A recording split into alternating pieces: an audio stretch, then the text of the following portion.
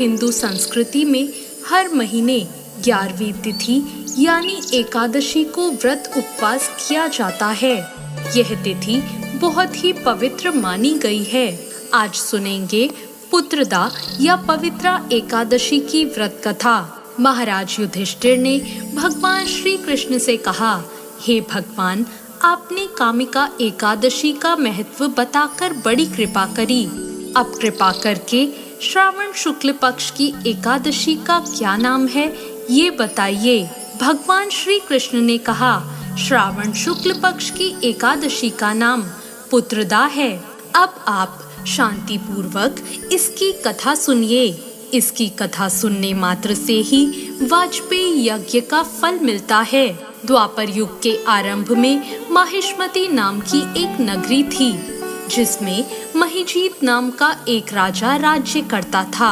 लेकिन पुत्रहीन होने के कारण राजा को राज्य सुखदायक नहीं लगता था।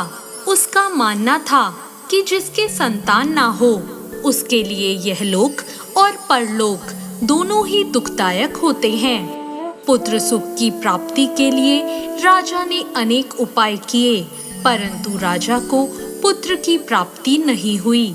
और फिर राजा ने अपनी वृद्धावस्था को आता देखकर अपनी प्रजा के प्रतिनिधि यानी मंत्रियों को बुलाया और कहा, मेरे खजाने का ये धन कभी भी किसी अन्याय से अर्जित किया हुआ नहीं है, न ही मैंने कभी देवताओं या ब्राह्मणों का धन छीना है। किसी दूसरे की धरोहर भी मैंने कभी नहीं ली।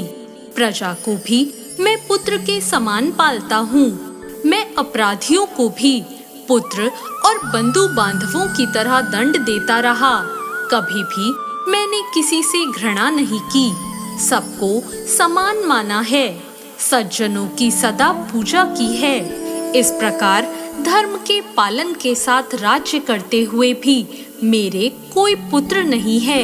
इसलिए मैं बहुत ही दुख पा रहा हूँ। इसका क्या कारण है? राजा महिजीत की इस बात का विचार करने के लिए मंत्री और प्रजा के प्रतिनिधि वन में चले गए। वहां उन्होंने बड़े बड़े ऋषि मुनियों के दर्शन किए। राजा की उत्तम कामना की पूर्ति के लिए किसी श्रेष्ठ तपस्वी मुनि को देखते हुए इधर उधर घूमने लगे। एक आश्रम में उन्होंने एक अत्यंत वयोवृद्ध धर्म के ज्ञाता, बड़े ही तपस्वी, परमात्मा में मन लगाए हुए, निराहार और समस्त शास्त्रों के ज्ञाता महात्मा लोमेश मुनि को देखा, जिनका कल्प के व्यतीत होने पर एक रोम गिरता था। सबने जाकर ऋषि को प्रणाम किया। उन लोगों को देखकर मुनि ने पूछा, आप लोग किस कारण यहाँ आए हैं, मुझे बताइए। निसंदेह मैं आप लोगों का हित ही करूँगा। मेरा जन्म केवल दूसरों के उपकार के लिए ही हुआ है। लोमेश ऋषि के ऐसे वचन सुनकर सब लोग बोले, हे महर्षि, आप हमारी बात जानने में ब्रह्मा से भी अधिक समर्थ हैं। अतः आप हमारे इस संदेह को दूर कीजिए। मुनिवर महिष्मतीपुरी का धर्मात्मा राजा महिजीत प्रजा का पुत्र के समान पालन करता है। फिर भी वह पुत्रहीन होने के कारण बहुत ही दुखी है। उन लोगों ने आगे कहा, हम लोग उसकी प्रजा हैं, अतः उसके दुख से हम भी बहुत दुखी हैं। आपके दर्शन से हमें पूर्ण विश्वास है कि हमारा यह संकट अवश्य ही दूर हो जाएगा, क्योंकि महान पुरुषों के दर्शन मात्र से ही अनेक कष्ट दूर हो जाते हैं।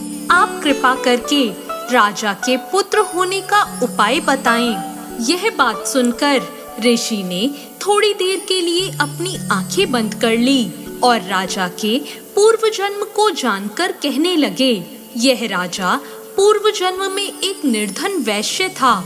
निर्धन होने के कारण इसने कई बुरे कर्म किए। यह एक गांव से दूसरे गांव में व्यापार करने जाया करता था। एक समय ज्येष्ठ मास के शुक्ल पक्ष की द्वादशी के दिन वह जब 2 दिन से भूखा प्यासा था, एक जलाशय के समीप पानी पीने गया। उस स्थान पर एक गाय थी जिसका अभी बच्चा हुआ था। वो गाय पानी पी रही थी। राजा ने उस प्यासी गाय को जल पीते हुए हटा दिया और स्वयं जल पीने लग गया। इसलिए राजा को यह दुख सहना पड़ रहा है। एकादशी के दिन भूखा रहने की वजह से वह राजा बना और प्यासी गाय को जल पीता हुआ हटाने के कारण उसे पुत्र वियोग का दुख सहना पड़ा।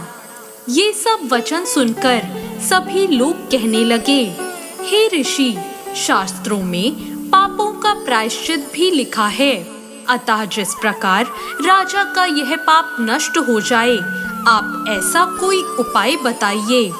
लोमेश मुनि ने कहा कि श्रावण शुक्ल पक्ष की एकादशी को, जिसे पुत्रदा एकादशी भी कहते हैं, तुम सब लोग व्रत करो और रात्रि जागरण करो, तो इससे राजा का यह पूर्व जन्म का पाप अवश्य ही नष्ट हो जाएगा। साथ ही राजा को पुत्र की प्राप्ति होगी।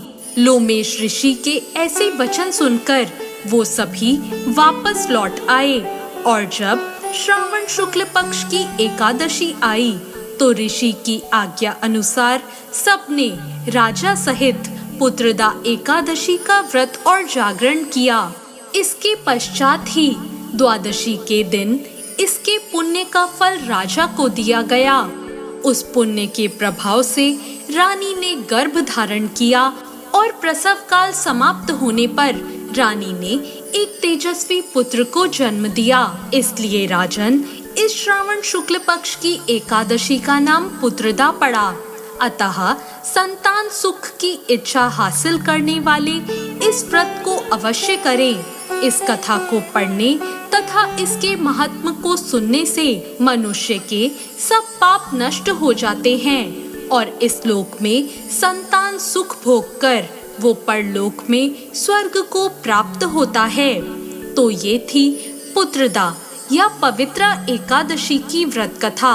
आपको ये कथा कैसी लगी कमेंट बॉक्स में जरूर बताएं और ऐसी और कथाओं के लिए हमारे चैनल भक्ति ज्ञान को सब्सक्राइब करें। धन्यवाद।